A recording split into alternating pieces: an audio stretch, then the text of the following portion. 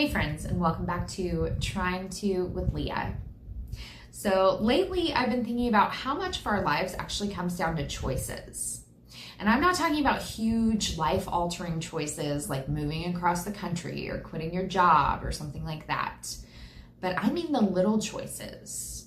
The choices that we make every single day about how we're going to view ourselves, how we respond to things that happen to us, and what kind of mindset we're going to carry throughout the day. And before anybody jumps in and says, well, it's not that easy, trust me, I know. I know that life can be really hard and things that happen can hurt. And I know that there's circumstances that we just can't control. But what I've learned is that while we can't control everything that happens to us, we can often control how we look at it. I've been trying to choose a better outlook for myself every single day because I've realized that I was actually making my life a lot harder than it needed to be. For years, I let my thoughts just kind of run wild. And you guys know the ones that I'm talking about.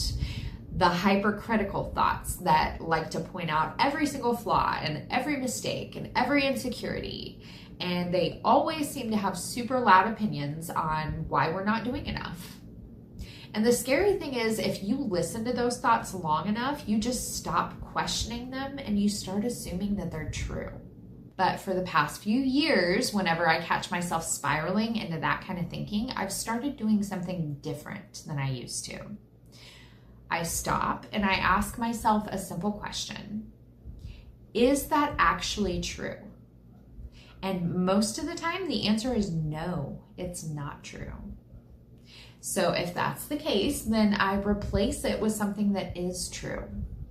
And oftentimes that looks like I'm doing my best, or I'm stronger than I think, or I've made it through difficult things before and I can handle this too.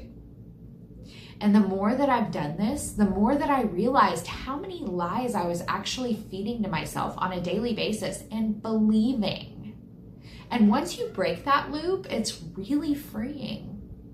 Another thing that I've been working on is choosing happiness. Because believe it or not, I believe that happiness is actually a choice. And I'm not saying that that means you should try and force yourself to be happy even when things get hard, because that does sound exhausting. Life isn't always easy, and some days are going to be frustrating or painful or just downright annoying. But I do think that we have a lot more influence over our own happiness than we realize. Life is going to give you reasons to be unhappy and reasons to be happy every single day. So the question is, which ones are you going to pay attention to? So for example, the last few nights I've been walking in the evenings instead of my normal morning routine. And that's to accommodate my son's summer schedule. But a few months ago, I would have been annoyed by that because I like routines and I like my normal schedule. I would have focused on the fact that it was warmer outside and started complaining about changing things up for this summer schedule. But instead, I've been trying to focus on what's good about it. So yes, it's warmer and I come home a little bit sweatier, but I've also been getting to watch the sunset every night. And honestly, the best part is that the past few nights, there have been fireflies all over my neighborhood. Everywhere, and it's really beautiful. And it hit me that if I had spent that entire walk focused on what wasn't ideal, like how hot I was or how sweaty I was, I probably would have missed all of that. Of course, the sunset still would have happened and the fireflies still would have been there, but I wouldn't have cared to notice. I would have been up in my own head instead of just enjoying the experience.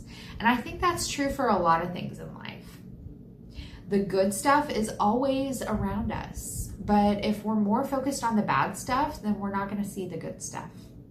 And speaking of things that I've been trying to work on lately, let's talk about confidence for a minute, because that one has definitely been a journey. I used to think that confidence comes from other people. Someone compliments your outfit and suddenly you feel amazing. Somebody says you did a great job and you are on cloud nine. Somebody notices something good about you and all of a sudden you feel confident. But I realized something. If I let myself believe that other people are responsible for giving me confidence, then I have to also believe that they're responsible for taking it away. And I don't think that anybody should have that much power over me except for me. So I've started looking at confidence differently, more like a choice that I can make for myself. Now, I don't think confidence means that you're never going to feel insecure, because I still feel insecurity pop up literally daily. But I think that confidence means choosing not to let your insecurities run the show and not to let them have the final say. And that has been especially helpful for me because I am one of the biggest klutzes you will ever meet. I cannot tell you how many times that I have fallen on my face in front of people, or tripped over absolutely nothing, or just walked into a wall, dropped something on my toe, said something awkward. I'm constantly finding ways to embarrass myself. And at some point, I just kind of got tired of being embarrassed by me just being me. So I decided something. My klutziness is no longer embarrassing to me. It's cute. And that's it. That's the whole strategy. I have just officially labeled all of my mishaps as cute. So now when I trip over air and I walk straight into a wall, instead of replaying it in my head for 3 business days, I just kind of laugh at myself and think, well, that was cute. And by changing that view, I've taken my power back. Of course, the events didn't change, but I changed the way that I viewed it.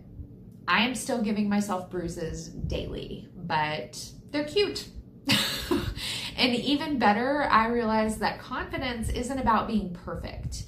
It's about giving yourself permission to be human and to make mistakes and to be awkward sometimes and laugh at yourself.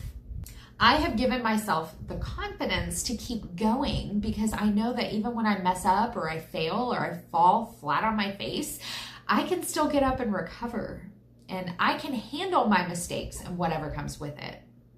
And what's funny is that choosing happiness and choosing confidence has also changed the way I view problems too. When things go wrong now, I don't automatically assume that my entire day is ruined. I usually find myself asking, okay, what can we learn from this? Sometimes the lesson in things is obvious, and sometimes it takes a while to figure out, but there's usually something there. Maybe it's a warning sign or a new perspective, or maybe it's just a skill that I needed to learn, or maybe it's proof that I can survive something this difficult. Whatever it is, I have found that looking for the lesson helps me move forward instead of staying stuck and staying trapped in that mindset. So these days, I'm trying to choose happiness, and I'm trying to choose confidence and self-compassion. And I definitely have not mastered any of it, but I'm choosing these things because I've experienced what happens when I don't. And I genuinely like my life a lot better this way. Okay, so here's my challenge for you guys this week. For the next 7 days, intentionally look for reasons to be happy, no matter how hard life feels right now. Notice the little things like the sunset or the fireflies or that good cup of coffee or that random funny moment, whatever it is. And while you're at it, pay attention to the way that you talk to yourself. When those negative thoughts show up, ask yourself if they're actually true. And if they aren't, replace them with something that is. And then choose confidence. Stand a little bit taller and hold your head a little higher and give yourself some credit just for trying. Find a few things about yourself that you genuinely like and let yourself appreciate them. And then come back and tell me how it goes. Did anything change? Did you notice things that you normally would have missed? Do you feel any different, or did you handle any situations differently? Because I would genuinely love to hear about it. Living this way is a daily practice for me now. And so far, choosing happiness and confidence has made my life such a nicer place to live. even in the middle of chaos. And I really think it'll do the same for you. So thank you guys for hanging out with me this week, and I will see you next time.